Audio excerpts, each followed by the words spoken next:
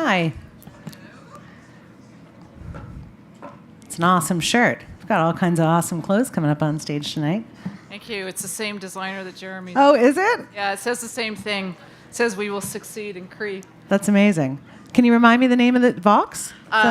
It's Lux. Oh, Lux. Sorry. Luxx from Edmonton. I'm going to look them up. It's a Cree designer. Yeah. Love. Do you have any questions out there? This is kind of payback. I'm a journalist too. Yeah. Right? Just what were your thoughts on Jeremy's performance and the Aboriginal scene being representative as a whole here at the Junos in London this weekend? Well, I think that what Jeremy does is absolutely beautiful. You know, he speaks through generations with his music, and it's so wonderful that everyone's able to hear it. You know, I was so proud of him because his music represents everything he does. Is you just heard him how incredibly beautiful of a soul he is and a spirit, and that's who we are as artists too. And it's so lovely that you guys are all able to experience it as well. It's important that we represent, and we're glad to be here.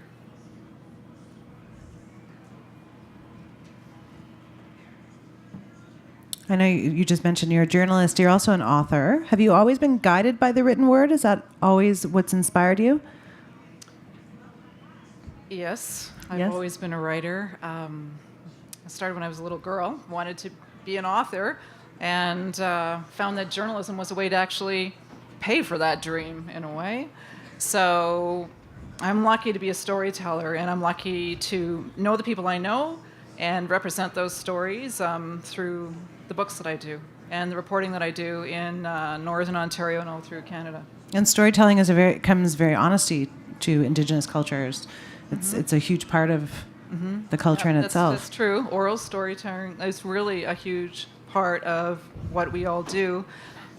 But it's important to write our stories down too, and to get our messages across as to what exactly is happening and has happened in this country for over 150 years. For sure. You know, colonization, the Indian residential school experience. Even today, what we were talking about languages, you know, it's important for us to remember why our languages disappeared.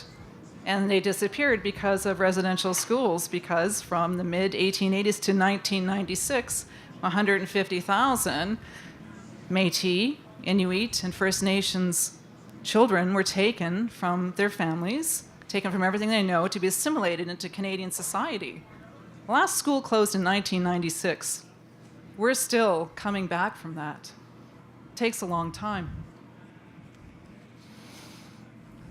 Sure does.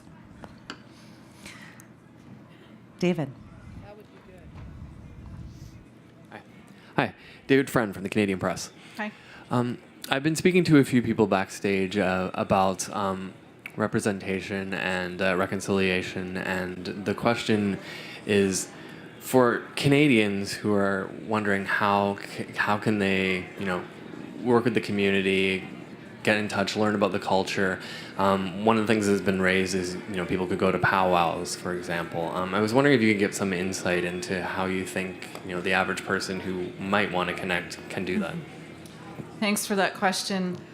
I think that you have to immerse yourself. You can immerse yourself into music, like listening to Jeremy. You can listen to a tribe called Red. You can listen to DJ Shub.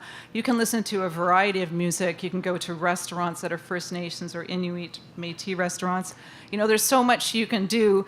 You can also look to the Truth and Reconciliation Commission. There are 90 calls to action that was put out with the commission, and they're not like in massive volumes to read. They're easy to read, and as Senator Murray Sinclair has said so many times, and I'm going to borrow his phrase, he said, wouldn't it be beautiful if every single Canadian took one of those 90 recommendations and applied it to his or her life? Couldn't we change this country if we did that? Because it's going to take everyone to do something, right? And it's going to be all of us doing it together. Thank you. Thank you very much.